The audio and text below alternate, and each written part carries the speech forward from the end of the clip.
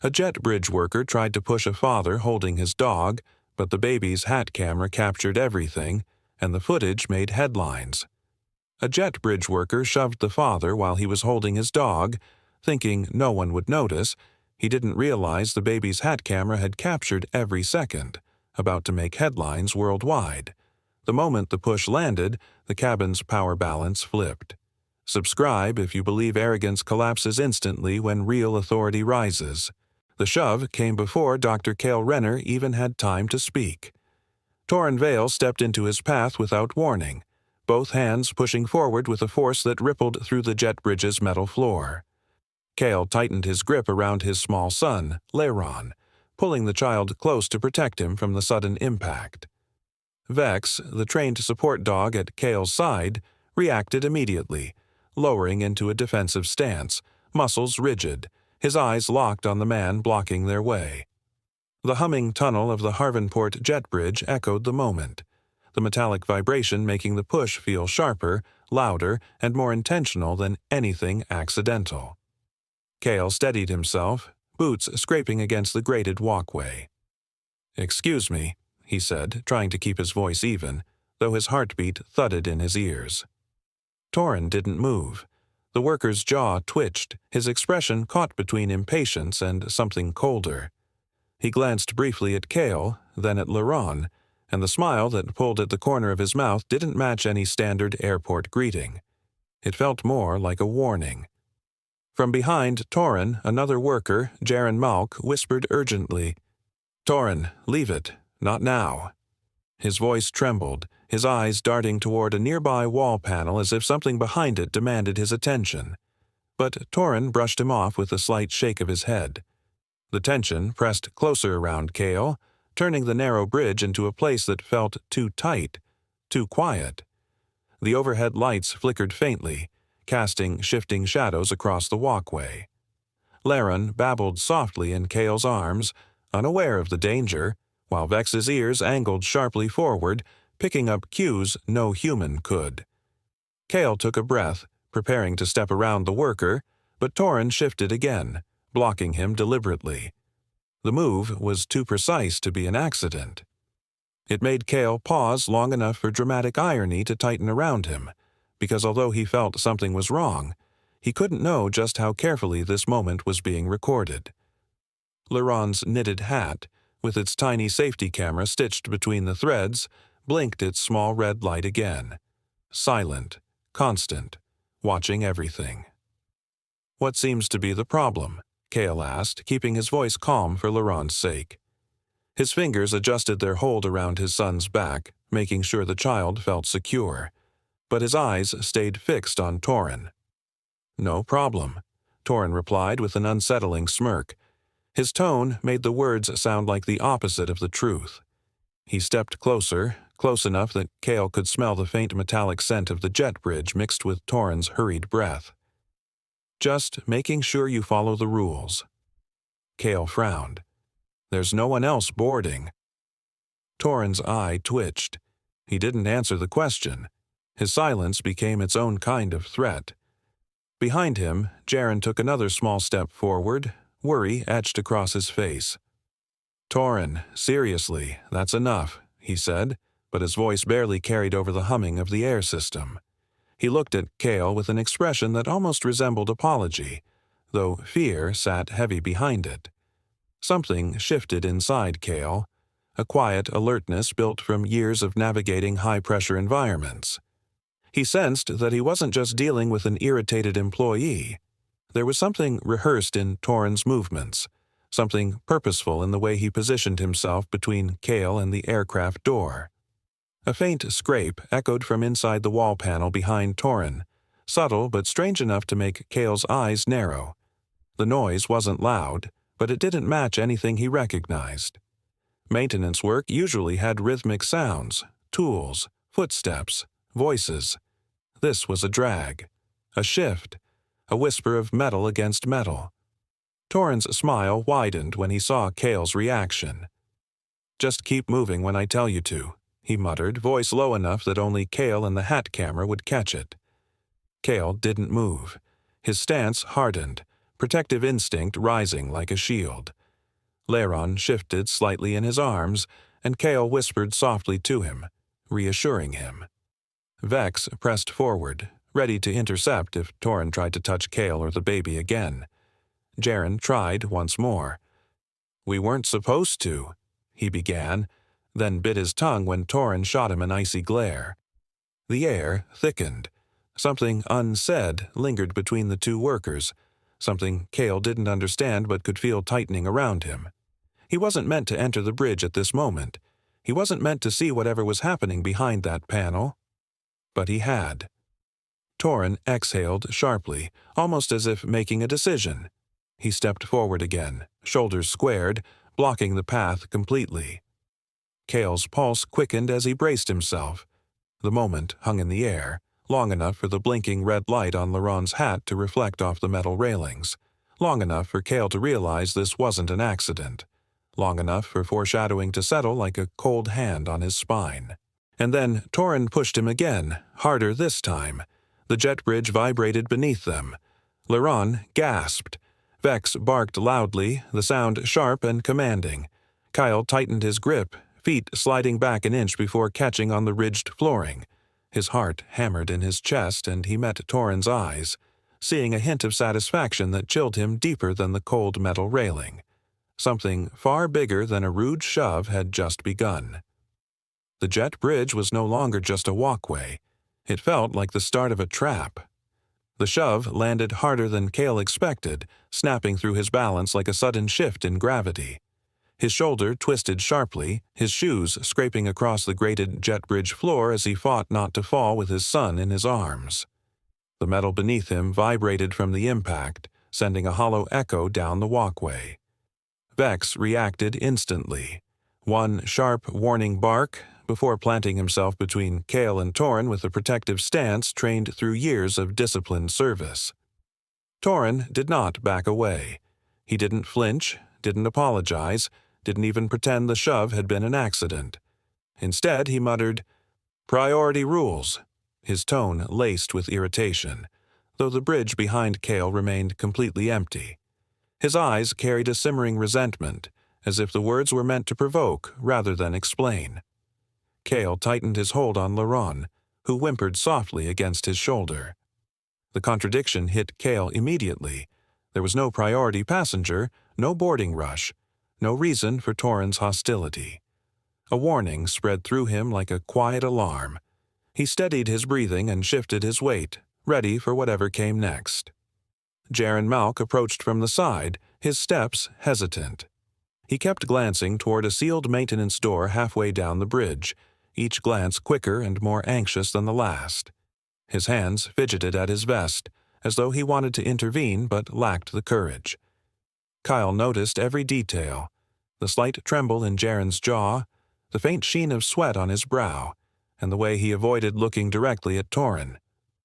"What is going on here?" Cale asked, his voice calm but firm. He tried to maneuver around Torin, adjusting his stance to protect Lairon while giving Vex a clearer line of defense. Torin smirked, stepping forward again. "Stay where you are. This area's restricted." Cale's heartbeat quickened. "Restricted for what? There's no notice posted." A metallic clank burst from behind the maintenance door, sharp enough to jolt the air. It sounded as if something heavy had shifted or been dragged across the hidden floor beyond it. Lairon's small fingers clenched into Cale's shirt, and Vex's growl deepened, low and steady. Cale's instincts sharpened. Whatever was behind that door, whatever reason Torin had for blocking him, it was no simple misunderstanding. Dramatic irony thickened the space between them. Cale could sense danger, but the full shape of it lay just outside his view, hidden where the reader already knew something waited. "Don't worry about it," Torin said, his voice coated with false authority. "That door's off limits." Jaren flinched at the statement, his eyes dropping to the ground as though the lie weighed on him. Cale shifted Lairon to his other arm, preparing to move. "I'm boarding my flight. Step aside." Torin's arm shot out, slamming across the walkway like a makeshift barrier. The impact vibrated through the metal rails. "Not yet," Torin said, leaning in with a cold intensity. Cale locked eyes with him. I'm holding a child, he warned quietly. The worker's expression didn't soften. In fact, a cruel edge curled at the corner of his mouth. He leaned closer, and in a voice low enough for only Cale to hear, he whispered, "You people always think you get special treatment." The words hit Cale harder than the shove. They carried malice that had clearly been waiting for the right moment, personal, deliberate, and completely out of line. The sting wasn't just in the insult, but in the realization that Torin's aggression wasn't random at all. It was intentional. Leyron's small hat camera blinked gently, the light nearly invisible, yet relentless in its quiet recording. Every second, every whisper, every action was stored. Cale felt the weight of that truth even as the tension tightened like a noose around him. He steadied his breathing, keeping his movements controlled. "Step back," he said, though his voice was soft, almost level. His mind raced through possibilities. Was this a setup, a personal grudge, or something deeper? Before he could get an answer, the maintenance door rattled again, harder this time, and Cale's pulse spiked. Something was absolutely wrong behind that sealed frame, and Torin's obstructive behavior was no coincidence. Cale angled his body just slightly, enough for Vex to reposition. The dog lowered his stance, ready to intercept. Cale scanned Torin's posture and caught a detail he had missed earlier. A device half hidden in the worker's pocket, its screen flashing with unread alerts. Torin had glanced at it 3 times already, each glance sharper than the last. Every signal pointed to one truth. Torin wasn't improvising. He was waiting for something. Cale swallowed hard, tightening his grip on Leyron as the jet bridge seemed to shrink around him, air growing heavier, colder. The shove was only the beginning. Torin clearly wanted something far worse to happen. Torin's second shove came without warning, a sharp, calculated strike that forced Cale a full step backward. The metal railing dug into his spine, sending a pulse of pain through him as he tightened his grip around Leyron. The baby let out a startled cry, his tiny hands clutching Kyle's shirt. Vex reacted instantly, lowering his body and planting his paws wide, a low growl rumbling from his chest like a warning drawn from instinct rather than command. The jet bridge felt suddenly smaller, its long, narrow frame closing in around them. Cale steadied himself, breathing through the shock. He wasn't a man who lost control easily, but the aggression in Torin's actions stirred something fierce inside him. He angled his body to shield Leyron, his mind racing, analyzing the pattern of Torin's behavior. This wasn't random misconduct. It was too intentional, too rehearsed. The thought unsettled him more than the shove itself. A faint mechanical creak interrupted the tension. Cale's eyes snapped toward the maintenance door as it slid open by an inch, just enough for a shadow to spill through the gap. Someone stood on the other side, motionless, watching. The entire jet bridge seemed to go still at once, as if even the air stopped moving. Cale's pulse quickened. He felt as if he had stepped into a script someone else had written. "What is going on here?" Cale asked, his voice low but steady, trying to keep control of the moment. Torin didn't answer. Instead, he turned his head slowly, a smile spreading across his face, wide, mocking, deliberate. It was the expression of a man who felt power in the chaos he created. His silence was more menacing than words. Kyle took a step back toward the aircraft entrance, repositioning Vex between himself and the threat. But Torin moved instantly, closing the distance with another shove. This one was harder, more forceful, the kind meant to provoke or overwhelm. Leyron's hat tilted from the impact, its tiny embedded camera capturing every second with unbroken clarity. Before Cale could respond, Jaren Malk's voice cracked through the tense air. "Torin, stop. This isn't part of the plan."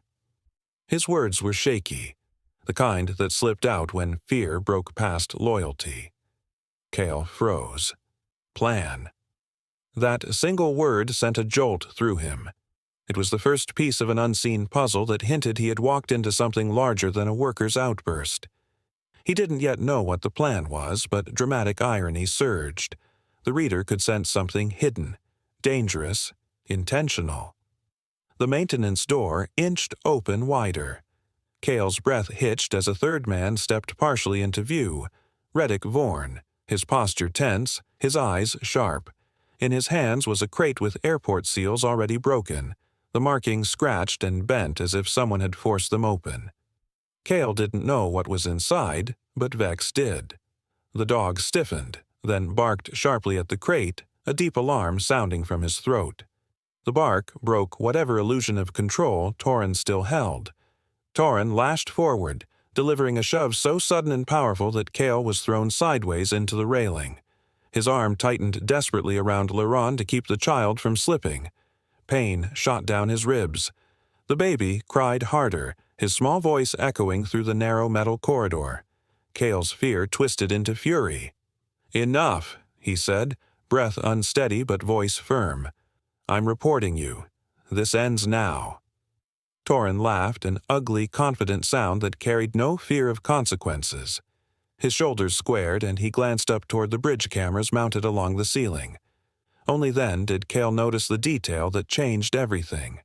The lights on every camera were off. Dead. Disabled. His stomach dropped. They weren't recording. Not a single one. Someone had planned this entire corridor to be blind, except for one thing: Laron's hat camera. It blinked silently, a tiny red pulse in the corner of Cale's vision. Still active, still recording, still witnessing everything Torin thought was hidden. The maintenance door swung fully open now, revealing Reddick stepping out with a strange device in his hand, metallic, compact, unfamiliar. Cale had never seen anything like it, but its design was clear. It was meant to be attached to something, or someone. His mind snapped the pieces together with terrifying clarity. This wasn't random. This wasn't personal. This was staged, designed, and Cale had been pushed into the center of it. Everything suddenly aligned into one terrible thought. This was not random, and the real reason for the shove was only now beginning. Torin's arm came at Cale fast, again. The shove wasn't subtle this time. It was forceful, calculated, a violent press of power meant to push Cale backward, closer to the crate that had just been revealed. Cale staggered a half step, tightened his grip on Laron, and caught his balance with the help of his free arm bracing against the side rail of the jet bridge. The metal hummed beneath his palm. Vex's low growl rumbled like a fuse being lit. Reddick Vorn stood just feet away now, the crate beside him fully exposed. His gloved hand held a device, gray, smooth, almost cylindrical. It wasn't a weapon, not in the traditional sense, but its form had function. It looked like it was designed to latch, to transmit, to tag something or someone. Cale's gut clenched. Whatever they were doing, it was bigger than a boarding delay or a moment of hostility. This was staged. Torin's earlier words returned with venom. "You people always think you get special treatment." That wasn't random resentment. It was planted, practiced, a cover. Cale's breath slowed, not out of calm, but calculation. His academic instincts, those honed through years of decoding patterns, processing data, and assessing threat matrices, activated like muscle memory. The motives here weren't personal. They were procedural, coordinated. His eyes swept the corridor. The cameras above the bridge, dead. Their LED indicators, normally a reassuring green, showed nothing. Just cold, unlit lenses. Disabled. That wasn't coincidence. Jaren Malk stood a few paces away, arms awkwardly folded, eyes darting between Cale and the maintenance door. He looked like a man caught in a plan spiraling out of control.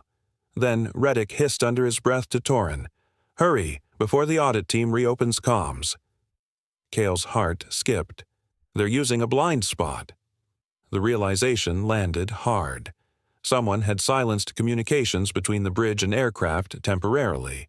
This moment, this precise window, had been engineered. Cale repositioned his body, rotating slightly to keep Laurent pressed safely against his chest, away from both men. Vex shifted forward in tandem, blocking Torrens's feet with the protective stance Cale had trained into him during their early years together. He raised his voice, steady but sharp. "Step back.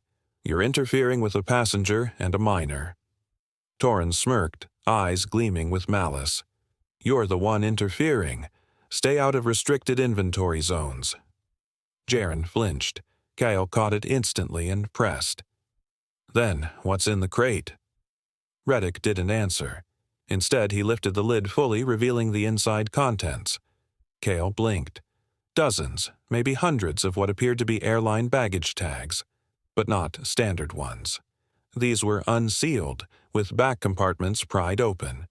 Inside each tag, Cale saw small black circuits and what looked like adhesive layers. Modified tracking units. Illegal. Designed not just to track, but possibly to mimic airport-authorized signal packets. They were smuggling. Not drugs, not weapons, infrastructure, high-end tags that could be planted on people, parcels, passengers.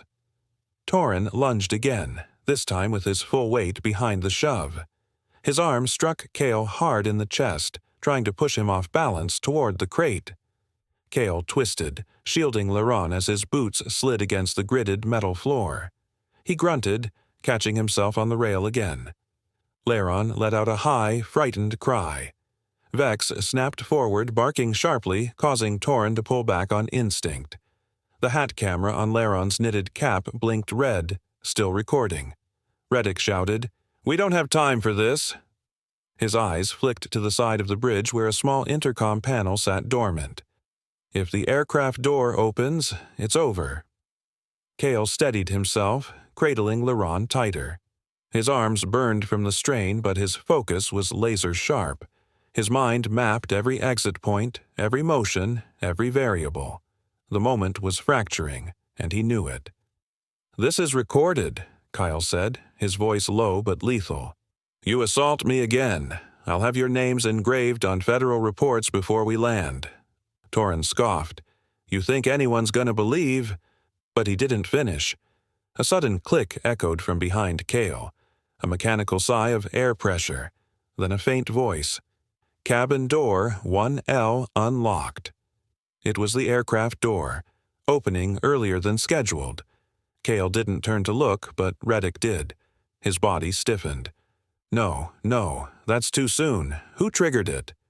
"I thought we had 10 more minutes," Jaren whispered, his voice cracking. "You told me you'd close the manifest," Torren snapped. "I did," Jaren shot back. "They weren't supposed to." Cale used the argument as cover and shifted, moving laterally with Laurent still cradled.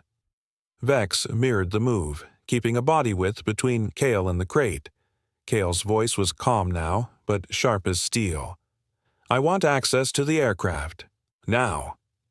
Torren stepped sideways, arms outstretched, blocking the path like a gatekeeper.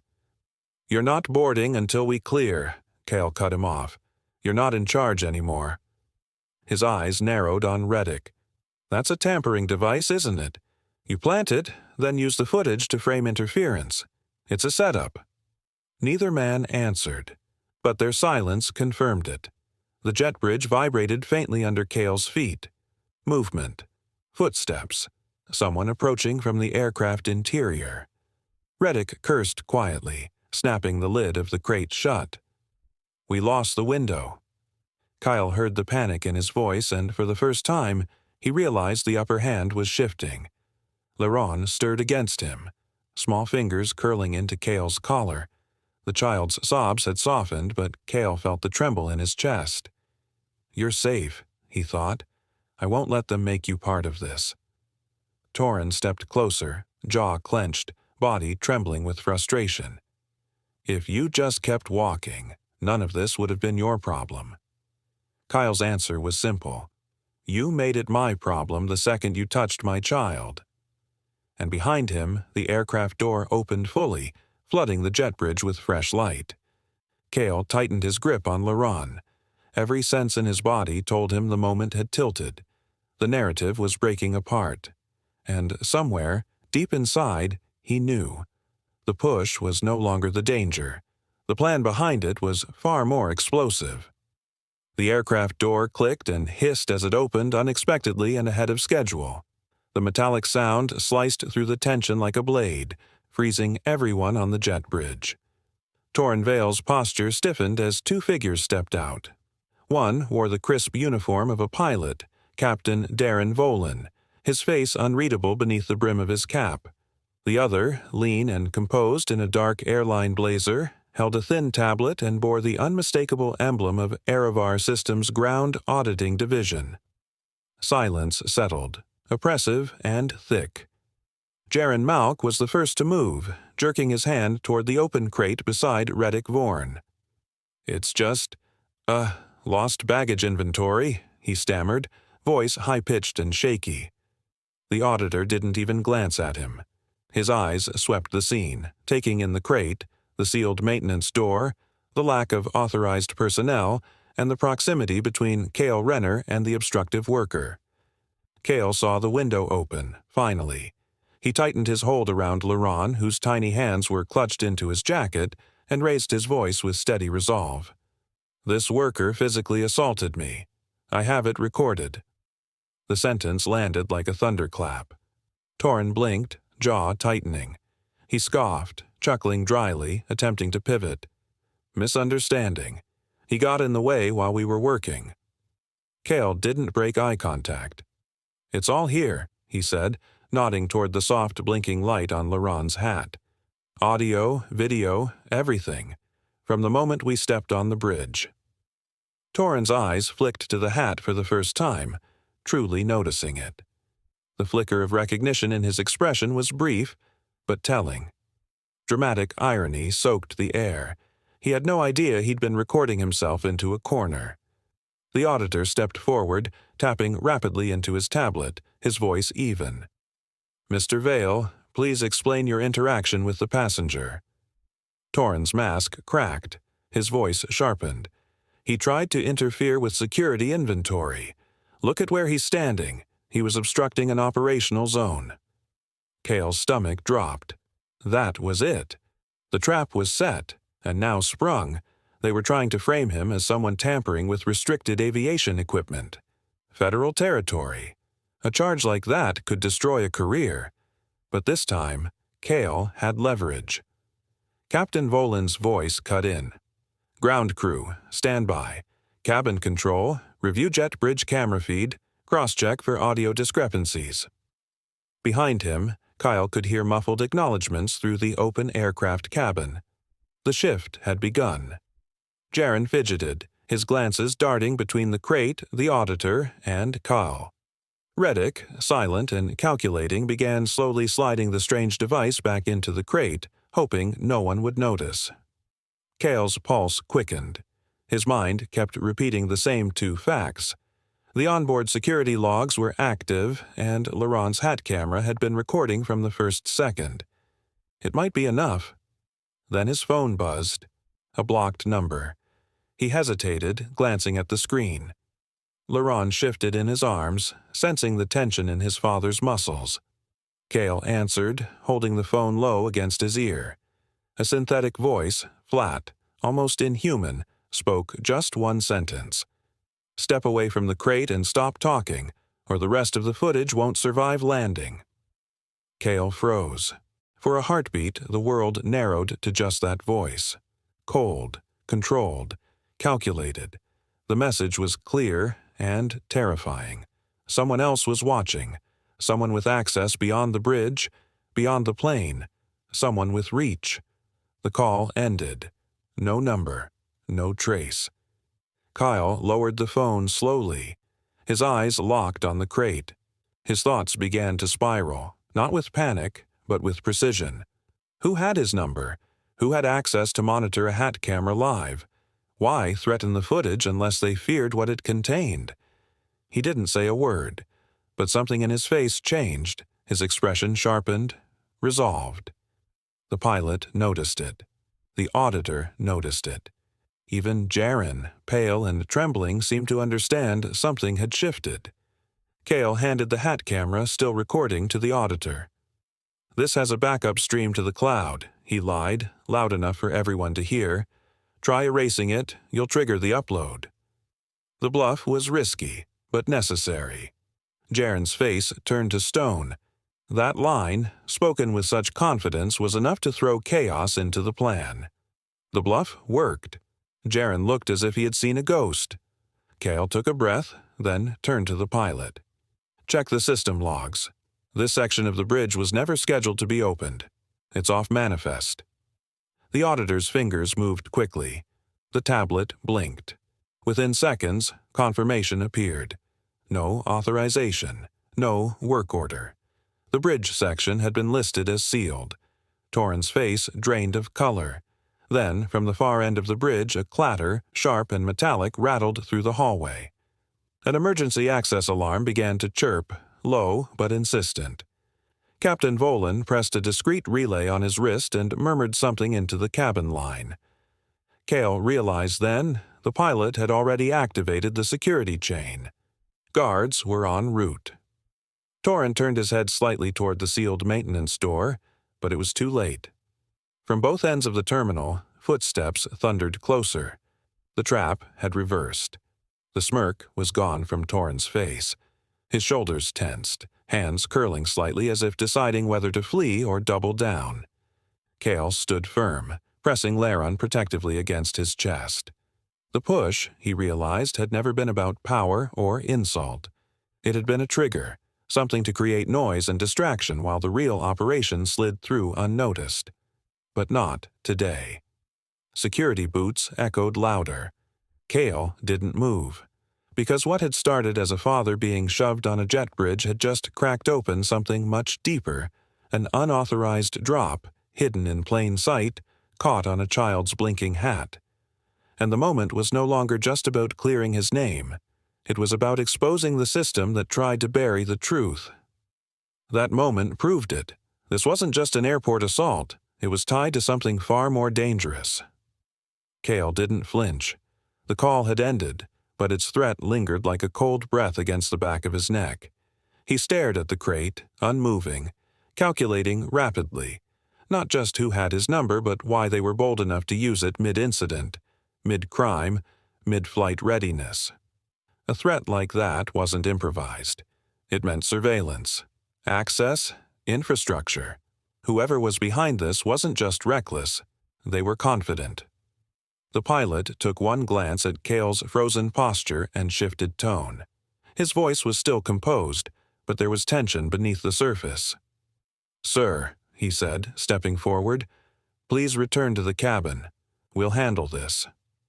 His eyes flicked to Torin Vale, the gray-vested worker still blocking Cale's path. "You, step aside." But Torin didn't move. The smirk was gone. His eyes narrowed with something colder now, resentment hardening into silence. "You want to talk about cameras?" he said, voice low, dangerous. "Yours is the only one that saw anything." The words hit like a lock turning in Cale's mind.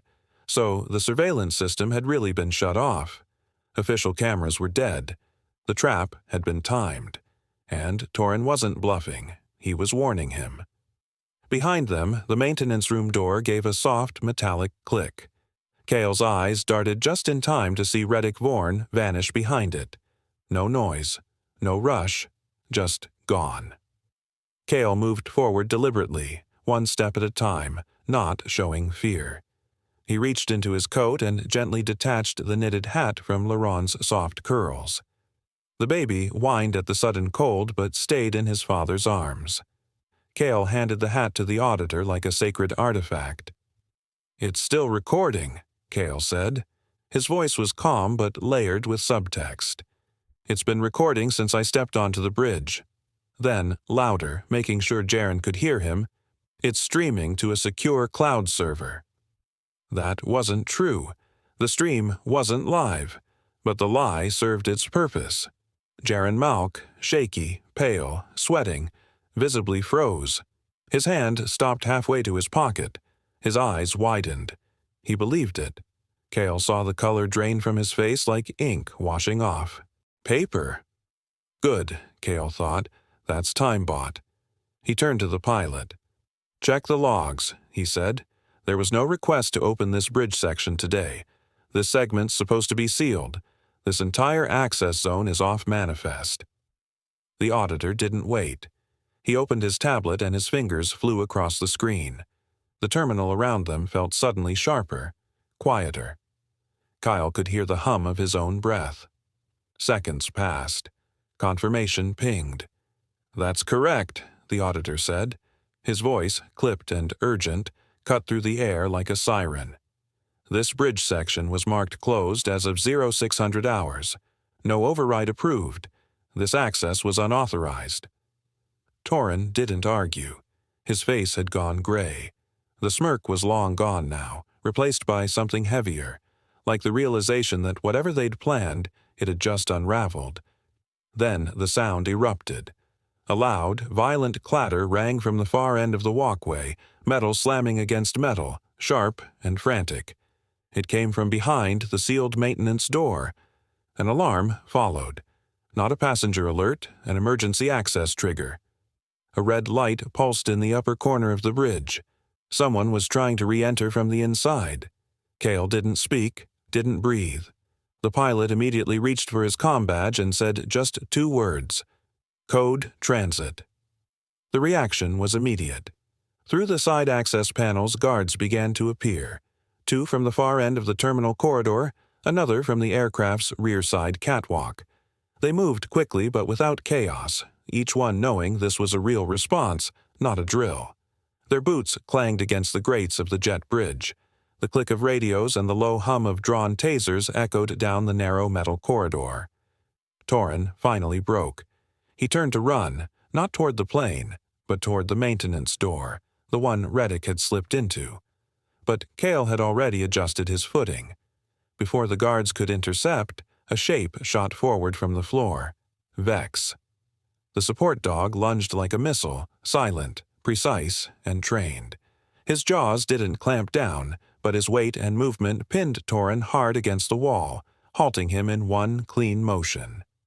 The man shouted once, falling to the floor as Vex planted both paws across his chest. The guards were on him a second later. The auditor moved past Cale and retrieved the hat. He placed it inside an evidence bag with a trembling precision. Cale exhaled. Laron reached for his face, letting out a soft whimper as if feeling the tension crack.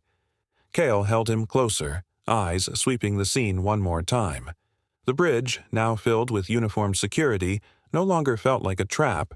It felt like an unsealed vault. This had never been about him personally. Not at first. He had been a delivery mechanism, a misdirection, a witness they thought could be silenced. But what began as a simple shove on a walkway had peeled back the layers of something deeper, something designed. Cale's eyes returned to the crate, still sitting there, still unopened. Because inside it, he now knew, wasn't just contraband. It was proof of a system, and maybe, just maybe, a signal to someone else watching that their timing had finally failed. What started as a shove had exposed a crack in the system wide enough to smuggle anything through. Torin Vale spun on his heel and bolted for the sealed maintenance door, the panic in his eyes overriding every ounce of arrogance he'd worn seconds before. But he didn't make it 3 steps. Vex moved first. With the speed of trained instinct, the support dog launched forward, not recklessly, but with precision. His body curled low and fast, intercepting Torin's legs just as the worker reached the control panel. The impact sent Torin crashing sideways into the wall, his shoulders striking metal with a hollow thud. He groaned, tried to crawl away, but Vex was already over him, paws braced, teeth bared in warning. The man didn't resist again. Cale stood frozen for a second, his son, Laron, still cradled tightly in one arm. The baby whimpered softly, but didn't cry. Cale exhaled slowly, grounding himself, then stepped forward as the heavy boots of terminal security thundered down the jet bridge. The tension cracked as 3 uniformed guards surged into view, weapons holstered but hands ready. One immediately barked, Hands where we can see them! But it was unnecessary. Torn was already sprawled beneath Vex's firm control. The lead guard approached cautiously. "Good dog," he muttered under his breath as he secured Torn with zip ties. Vex backed off obediently, tail still stiff, eyes still locked on the threat. One of the other guards crouched beside Jaren Malk, who had collapsed to his knees with his face in his hands, whispering incoherently. The third guard radioed for a transport unit and containment protocol for the sealed crate. Everything moved quickly after that. The crate was lifted onto a cart, sealed inside a secure container, and rolled away under armed escort. The corridor, once quiet, buzzed with movement, shouted codes, heavy boots, radios chirping to life. The jet bridge was no longer a forgotten walkway. It had become a crime scene. Cale didn't look back. With Vex close and Laron's small arms around his neck, he followed a second officer down the jet bridge toward the aircraft. Every step felt strange. He wasn't hurt, but something about the atmosphere had shifted. As they reached the plane's threshold, he could feel the weight of passengers' eyes on him. Whispered voices, wide stares, phones lowered just in time not to get caught recording. He walked down the aisle with calm, slow steps and took his assigned seat near the front. The hum of the cabin system felt like a sigh of relief. He was finally seated, but far from finished. Before the flight attendants could speak, a tall man in a dark blue blazer approached. His lapel bore a silver badge with the Erevar Systems insignia, Crisis Response Division. The man knelt slightly to Cale's level, his voice low and careful. "Dr. Renner, I'm Director Ven Dalric. Are you hurt? Do you or your son need medical attention? We're ready to delay departure if necessary." Cale shook his head. "We're fine. My son's calm, and I'd rather not stay here any longer than I have to." The director nodded, then extended a small device. "We've also upgraded your seats, complimentary, of course." "I don't need upgrades," Cale interrupted, voice steady. "What I do need is access to the aircraft's internal broadcast log, right now." Dalric blinked. "The log? That's not standard protocol." Cale didn't raise his voice. "It's not a standard situation." The director hesitated only a moment longer before nodding and signaling a nearby crew member to unlock the cabin console for Kyle. He handed the doctor a sleek terminal and stepped back. Cale opened the input field for the aircraft's live incident log, a system designed to relay emergency notices to ground response teams and internal legal chains. He typed with one hand while holding Laron in the other, eyes sharp. His fingers moved fast, but his mind worked faster. He didn't describe what happened in detail. Instead, he wrote a simple statement, something that would bait whoever might still be watching. "Live documentation and visual confirmation of the incident involving unauthorized interference on Harvenport Jet Bridge 17 is stored in this folder. Link." Then he added a line beneath it. "The folder is end-to-end encrypted, off-network, and trace-flagged. If any access is detected without proper clearance, duplicate streams will be sent to 4 independent entities, including Aviation Ethics Council and Federal Transit Review." The truth? There was no real folder, no stream, no server. It was a dummy link pointing to a non-existent cloud directory Cale had named hours ago for an unrelated project. But the metadata would look real, convincing, dangerous to the right people. He hit send. Then he watched. It took less than 60 seconds for the ripple effect. 2 men, seated 3 rows behind him, both dressed in dark suits and polished shoes, abruptly stood. They whispered something to each other, grabbed their briefcases, and walked briskly toward the exit, barely glancing at the crew as they requested to deplane. One of them left a tablet behind, forgotten in haste. Cale saw it all in the cabin reflection. He said nothing, but inside, his instincts confirmed what he had suspected. Those men weren't just passengers. They were monitoring the operation. and now they knew the bluff had triggered something bigger than they could control. Dramatic irony hung heavy in the air. The other passengers had no idea that the father holding his sleeping child had just exposed a thread that ran deeper than a single criminal act. No one knew what Cale had just stirred awake. The pilot came down from the cockpit minutes later and leaned down beside Cale. "I've notified the board," he said quietly. "The footage, your log statement, it's already escalated. Whatever you just did, you reached the right ears." Cale nodded. "Good. Keep the pressure on." The pilot hesitated, then added, "We're getting word from the gate. Security has just shut down 3 other jet bridges, simultaneously, same floor, different gates." Cale's eyes narrowed slightly. "Then they're finally taking this seriously." The pilot nodded once, then walked back toward the cockpit without another word. Kyle glanced at his son, who had drifted to sleep against his chest. Vex rested beneath the seat, finally relaxed, tail flicking slowly as if ready but no longer tense. Cale leaned his head back against the seat. All around him, the aircraft hummed with quiet conversation, filtered music, the slow rhythm of passengers settling in for takeoff. But far across the terminal, behind glass doors and locked corridors, an entirely different kind of motion was unfolding. Lockdowns, questioning, sealed manifests, redirected personnel. He didn't need to see it to know it had begun. Because sometimes all it takes is one bluff delivered at the right altitude to bring a corrupt system crashing down.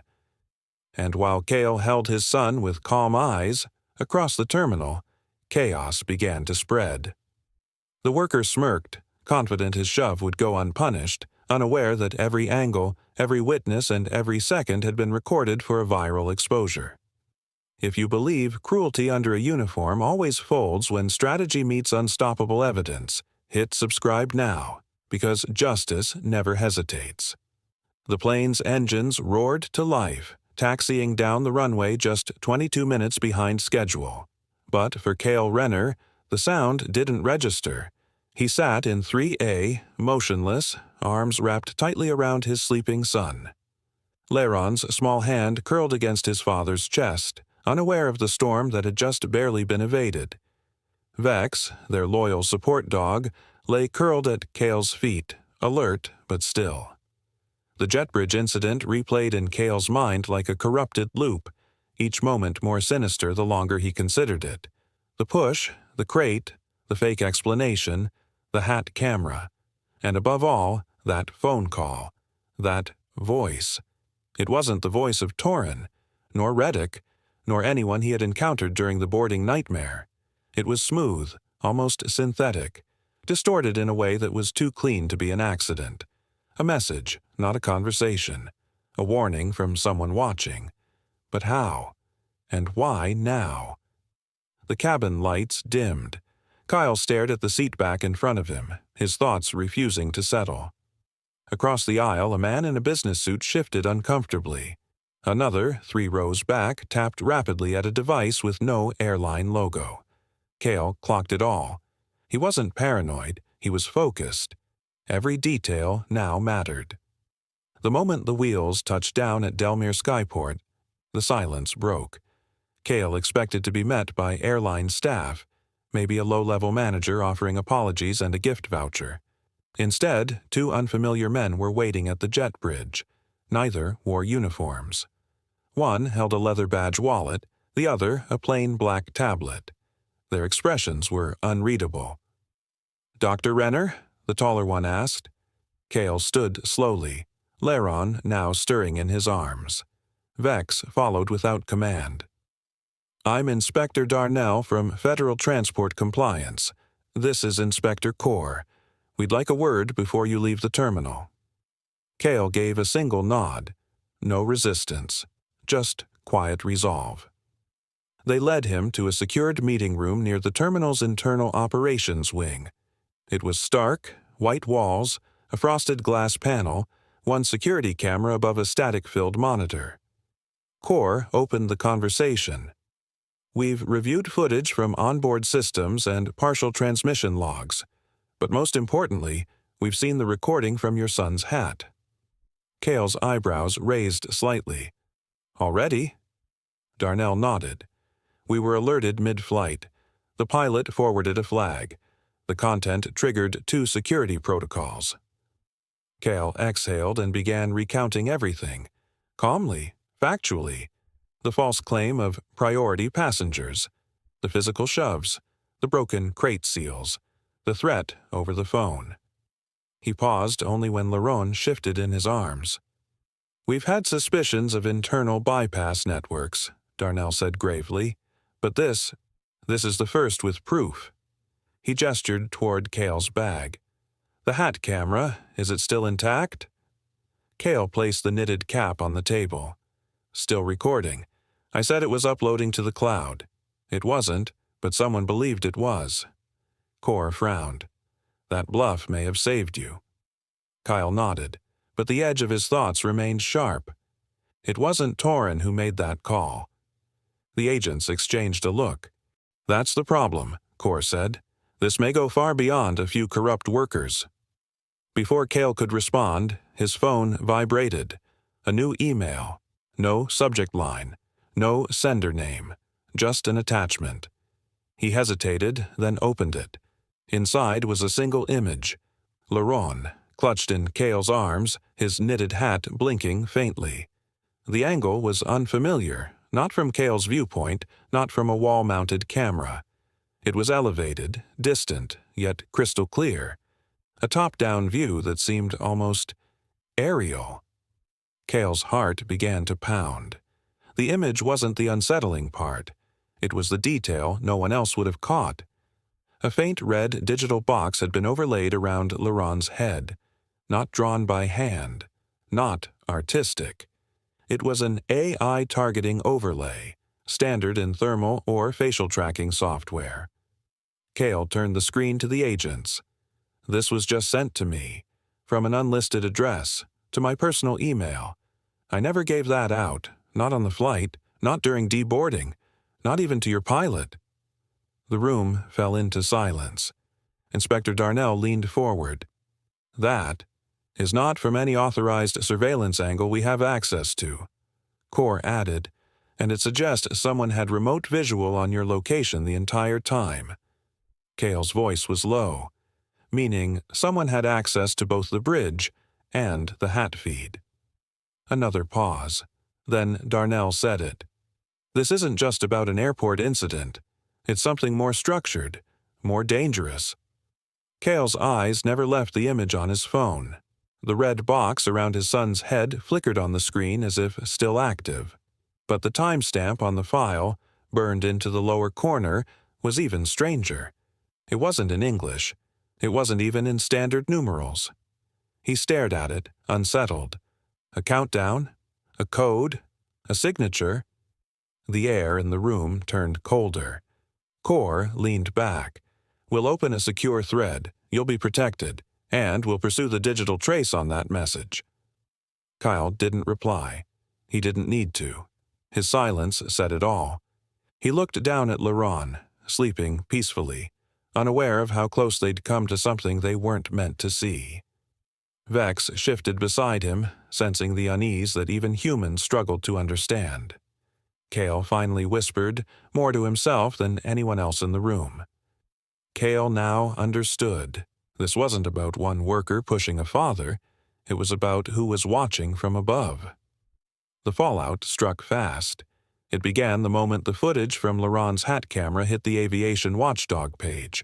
Raw, unedited, and impossible to ignore.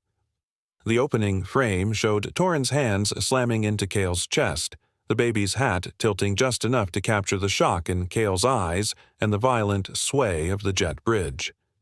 Within minutes, comments flooded the post. Within an hour, national news outlets had it pinned to their front pages. By the second day, the video had become the most watched clip in the country. Every frame was dissected. The shove, the crate with broken seals, the threats muttered under Torin's breath, and Vex stepping forward like a silent guardian. The world was watching. What stunned viewers most wasn't the aggression. It was Cale. The video repeatedly showed him holding Laren tightly, his voice steady despite the chaos, never retaliating, never shouting. Commentators called it the calm of a man who refuses to let fear take control. In interviews, analysts replayed the scene again and again, pointing out how Cale shielded his son with one arm while using the other to steady himself on the rail. They saw not only danger, but discipline. By the third day, Aravar Systems CEO released a statement. Cale watched it from his dining table as Laren slept on his chest. The CEO appeared on screen with stiff shoulders saying, "We acknowledge a breach of ethical procedures and are committed to full internal review." His voice was confident, but his eyes revealed worry. Cale leaned back in his chair and whispered to no one, "It's finally starting." But the public apology was only the surface. The real storm arrived hours later when Cale heard a vibration on the counter. A plain, gray burner phone he had never seen before was flashing. His first instinct was to ignore it, but curiosity tightened his chest. He lifted it, and the screen lit up instantly. A single message appeared. "You caught the door open, but the hallway is long." No signature, no number, just that sentence pulsing with quiet threat. Cale stared at the words, feeling a cold pressure at the base of his neck. Someone was warning him, or testing him. He set the phone down slowly, breathing in through his nose as he replayed the line. It wasn't random. Someone knew exactly what had happened on the bridge, and, more importantly, someone feared what Cale had uncovered. The next morning, another shock rippled through the investigation. One of the workers arrested at the bridge, Reddick's assistant, had vanished during transfer to a holding facility. The officer accompanying him claimed the door malfunctioned for 20 seconds, enough time for the worker to disappear into a restricted corridor. Kyle read the report twice. Nothing about it made sense. Doors didn't malfunction without reason. Cameras didn't go dark by chance, and suspects didn't vanish cleanly unless someone wanted them gone. Internal memos began leaking 10 hours later. Journalists contacted Cale with copies of the documents. Each memo referenced subcontracted security teams, temporary override permissions, and operations that did not require full chain-of-command visibility. Kyle sat in silence as he read. These lines weren't mistakes. They were instructions. He felt an ache in his chest. Not fear, not anger, something heavier. The realization that this wasn't just misconduct, it was a structure built on loopholes. That night, Cale met with the Aravar board.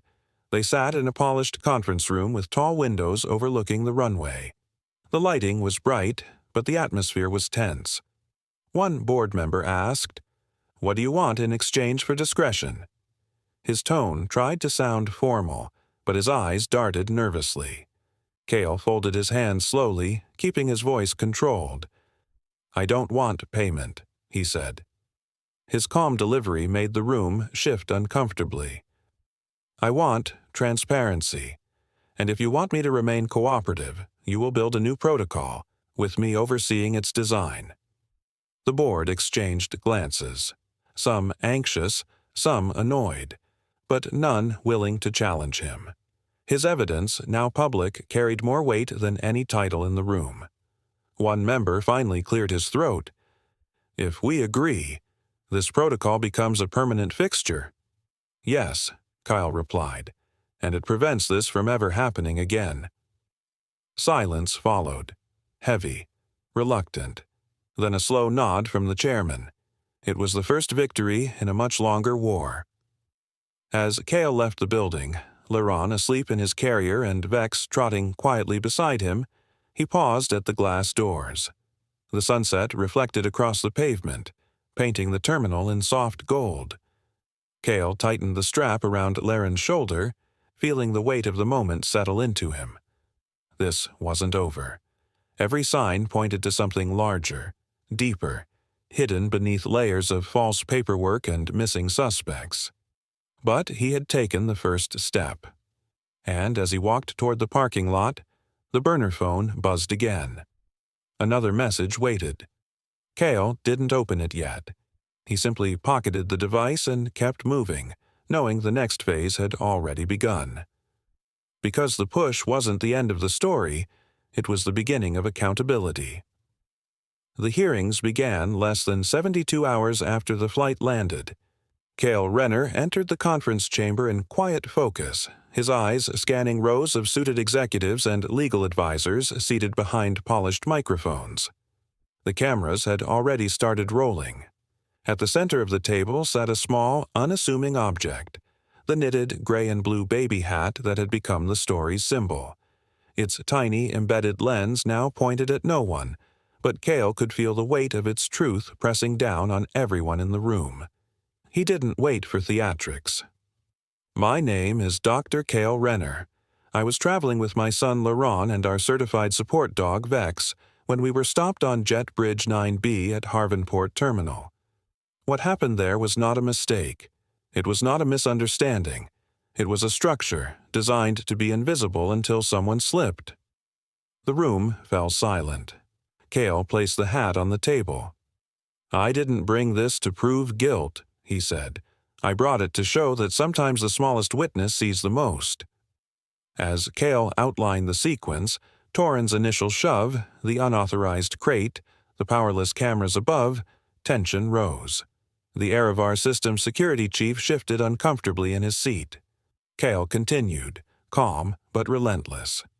He described how the crate's seals had been broken before he even arrived, how one of the corporate passengers left mid-boarding after he announced the cloud upload bluff, how his phone received a threat mid-incident. One board member leaned forward. "Dr. Renner, are you saying this was a coordinated act within the airline?" Cale didn't blink. "Not coordinated by the airline, but through it. This wasn't a single breach. It was an inherited weakness. Someone took advantage of a system with no second set of eyes." The turning point came when Erevar's own internal security chief, a man named Delvin Maris, reluctantly confirmed under oath, "We received 3 internal memos, warning of unscheduled jet bridge accesses within the last quarter. They were flagged for review, but not acted on." His voice trailed off as murmurs erupted in the room. The most unexpected twist followed. One of the passengers Cale had noticed leaving early was revealed through flight records as Kellen Morrist, a logistics consultant tied to a shell company named Varnix Holdings, the same firm with subcontracting rights to midshift cargo operations at 5 regional terminals. Kellen had not only left the flight, he had vanished entirely. No known address, no business location. A ghost with corporate ties. The media latched onto the story. Headlines exploded across aviation forums and public channels. The baby's hat saw what no adult dared speak. But behind closed doors, 2 men approached Cale with vastly different proposals.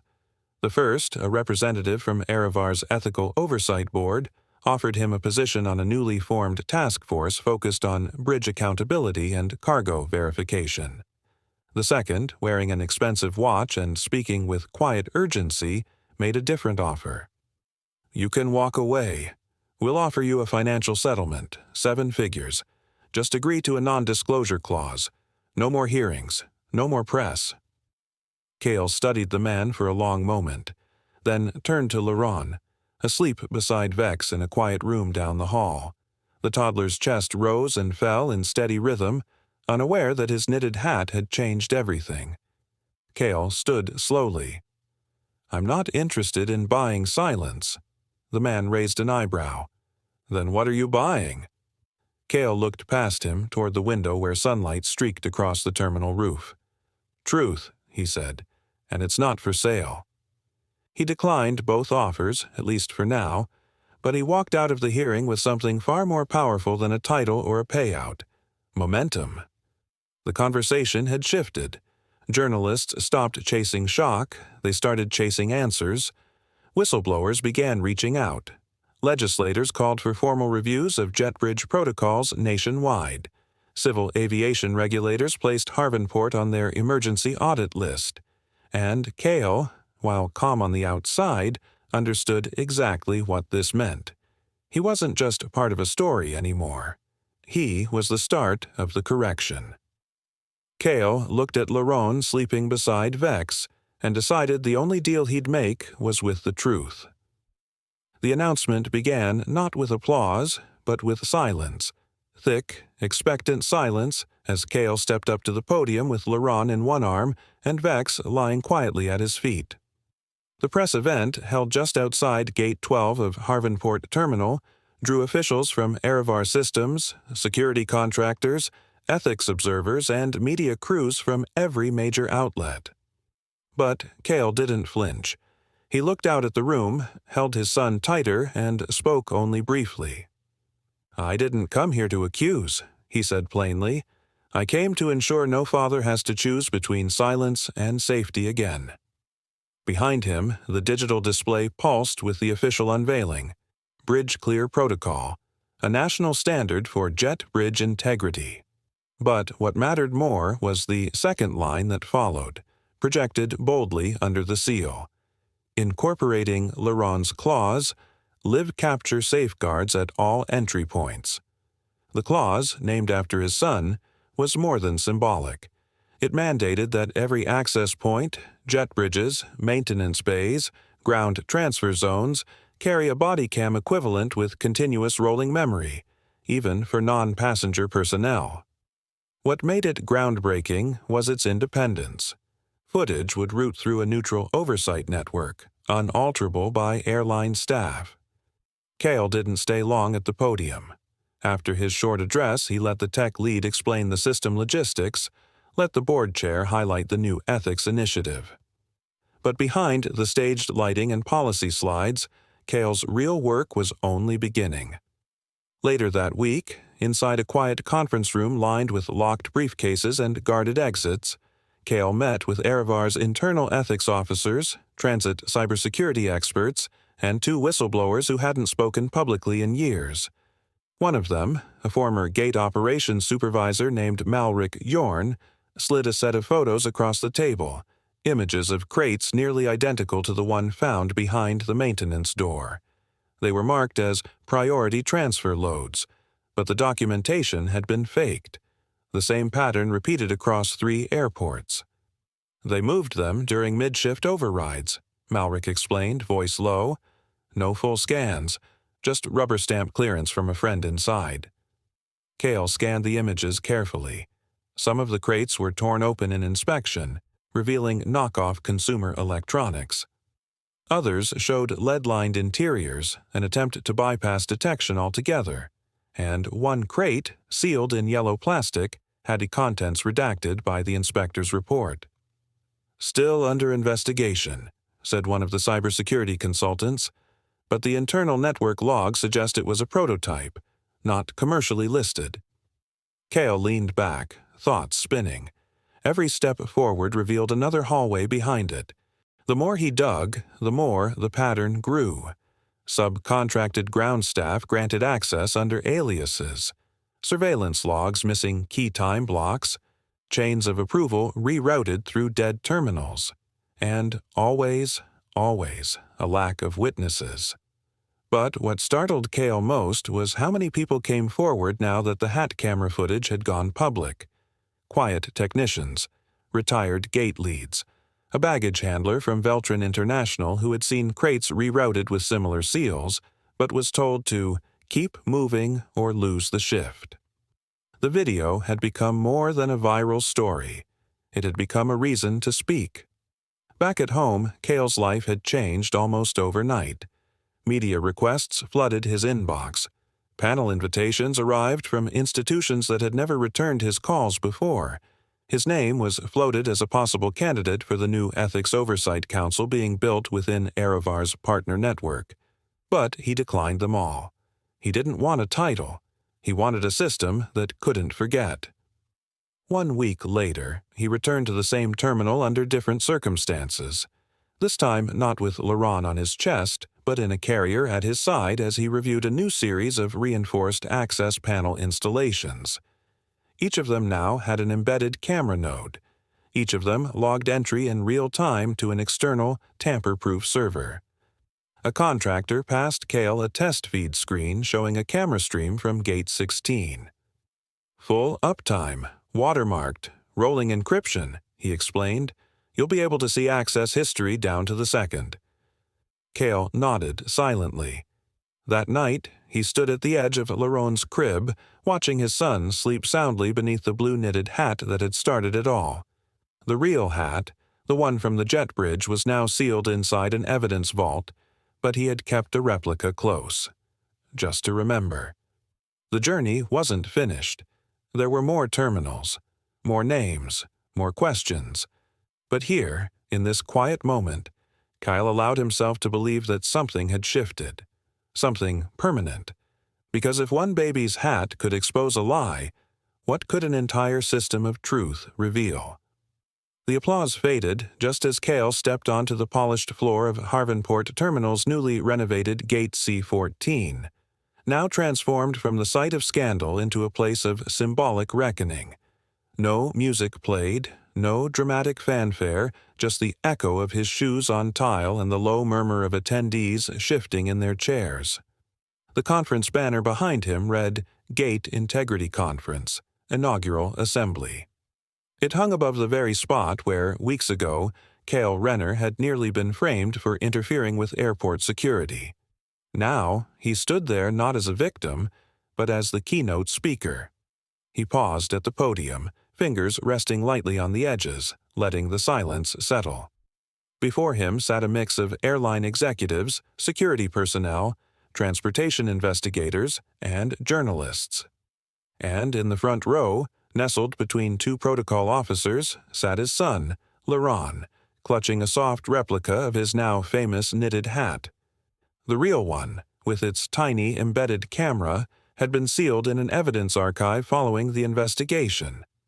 A laminated request had already come from the National Ethics Museum to acquire it for permanent display. Kyle began, his voice calm but resolute. "Security is not just about barriers. It's about trust. It's about systems that expect silence when they should demand clarity." The room listened intently. A few reporters began to type. Kyle scanned the audience as he spoke, not for recognition, but for accountability. Some faces nodded in agreement. Others stayed blank, but none looked away. He did not mention Torrin Vale by name, nor Reddick Vorn, nor the exact nature of what had been attempted on that jet bridge. But everyone knew. The reports had been published. Torrin was now in custody, facing multiple federal charges: conspiracy, obstruction, unauthorized use of secured aviation zones. Reddick had fled the country, and a red notice had been issued for his apprehension. Jaron Malk had cooperated in exchange for immunity, and testified that the bridge had long been used as a covert transfer point for unauthorized cargo under pressure from third-party contractors. Cale continued.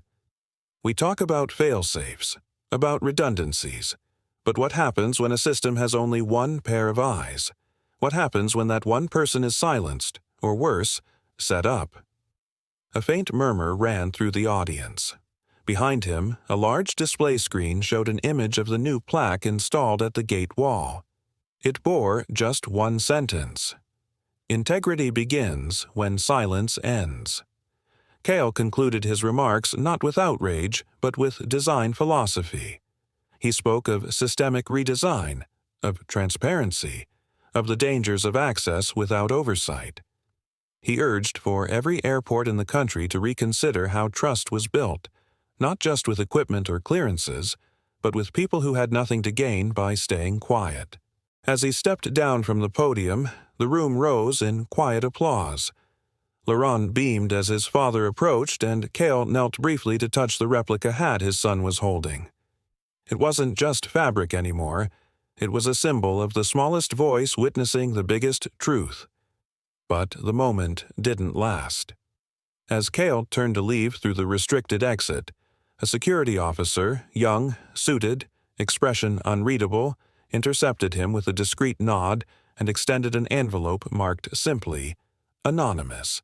There was no security clearance tag, no official logo. Kyle hesitated, taking it slowly, then stepped into the nearby private lounge, away from the crowd. Inside, the hum of conversations faded behind glass. He opened the envelope carefully. A single photograph slid out. At first, it looked like another freeze frame from Laron's hat cam, the confrontation with Torin, Cale mid-pivot, Vex partly in the frame, but then Cale's breath caught. The angle, too high, too far back. The image was taken from above and behind, elevated beyond any visible airport security camera. A red digital square had been overlaid around Laron's head. Not a general box, a targeting overlay. The photo's metadata, subtly imprinted in the bottom corner, included a timestamp, and next to it, 3 characters in a language Cale didn't recognize. Not English, not any airport standard code. His hand tightened on the edge of the photo. It had not come from the hat camera.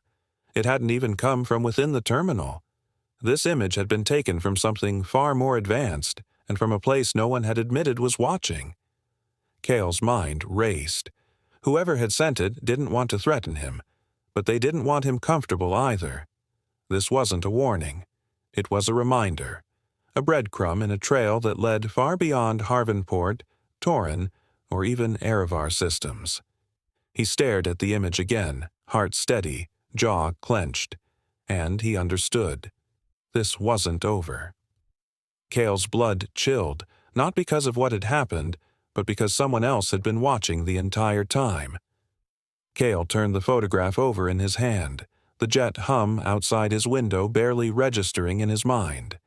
The image was sharp, too sharp. It wasn't taken from Laron's hat. It wasn't even taken from a terminal camera. The angle was too high, the perspective too precise. He studied the subtle distortion around the edges of the frame and the soft blur from atmospheric depth. No lens inside the airport could have captured this. His eyes locked onto the red square around Laron's head, glowing faintly on the image's overlay. It wasn't just surveillance. It was targeting. He rose from his seat slowly, careful not to wake Laron, who slept with one small hand curled around the collar of Cale's blazer. Vex's head lifted, alert again, as Cale tucked the photo into his bag, beside the worn, knitted hat. There was no time for speculation. Action had to be calculated, and right now he needed someone beyond the airline. Hours later, under the dim lighting of a quiet Transport Bureau office, Kyle placed the photograph in front of Agent Marin Voss, a seasoned analyst with lines etched deep into his brow and a file on his desk labeled Incident, Jet Bridge Delta G, Harvenport Terminal. Voss didn't speak at first. He simply stared at the image, then leaned forward slowly. "This wasn't taken by anyone on the terminal grid," Voss murmured. "This came from above, high angle, thermal marking, dual stamp code, second timestamp, foreign. That's a surveillance drone, but not one registered to Transit Authority." Cale nodded. "So who was watching us from above?" Voss didn't answer immediately. He stood, locked the door, and pulled a separate file from a drawer Cale wasn't supposed to know existed. Inside were other photographs, similar style, same kind of overlay. None of them were public. "We've been watching a layered surveillance program for months," Voss said, his voice now low. "Someone is piggybacking on shift transitions and access gaps, watching everything, sometimes intervening." Cale's pulse slowed. The drone wasn't the anomaly. The anomaly was that he'd seen its work. He passed the photo back, but not before adding, "They knew my phone number. They knew when to call. That's not airport-level surveillance. That's deeper." Voss gave a grim nod. "We'll open a new directive, Project Horizon Sweep. It'll stay internal for now, but it starts here, with this image." Cale didn't ask for updates or timelines. He wasn't after control. He only wanted a crack in the silence, a signal that someone with power was willing to use it responsibly. In public, Cale remained silent. The media called him a hero. Think tanks called him a systems ethicist. But Cale rejected labels and formal roles. When Erevar offered him an executive board title, he refused. Instead, he agreed to act only as an advisory presence, free to walk away, free to say no. Instead, he worked quietly, helping watchdog groups initiate full audits of airport maintenance logs, contractor vetting procedures, and bridge access timestamps. His LaRon clause, first dismissed by critics as symbolic, gained traction fast. 3 major carriers signed on within weeks, adopting mandatory camera coverage for all access points, including non-passenger maintenance corridors. Cale's days were no longer spent chasing justice. They were spent building boundaries, systems that made exploitation harder, deniability less possible, and silence less useful. He still carried the hat. It had been stitched with a simple patch now, gray, square, and understated. It read, "Playback always wins." He never explained the phrase, even when asked, but when engineers, policy writers, and ethics boards saw it, they understood enough. Then came his final act. Kyle sat at his desk one night, LaRon asleep upstairs, Vex snoring at the door. The house was quiet. He logged into the secure folder containing all footage from the incident. Multiple backups, multiple formats. One click, and he transferred all licensing rights to a nonprofit transparency foundation built to protect passenger footage from being buried or rewritten. It was done. He'd let the truth out and let go of it. On his final flight of the year, returning from the ethics summit where he gave no speech and accepted no award, Cale sat quietly near the window, eyes half closed, feeling the altitude in his chest. The hum of the aircraft soothed LaRon, who now sat beside him in his small booster seat, hat resting on his lap. A flight attendant passed quietly, then paused. He knelt beside Cale, his voice a whisper, heavy with emotion.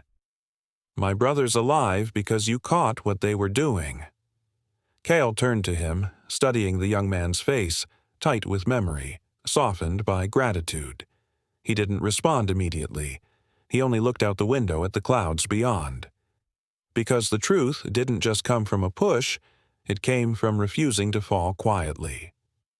Within minutes, the footage went viral. The father's calm intervention became headline news, and the workers' arrogance crumbled under scrutiny. If you believe real authority acts decisively, with precision and unstoppable impact, subscribe now, because justice always lands first. Disclaimer: the story you just watched is fictional. It explores abuse of authority, arrogance, and the power of vigilance and evidence. Its purpose is to raise awareness, inspire empathy, and encourage accountability, respect, and integrity in all situations.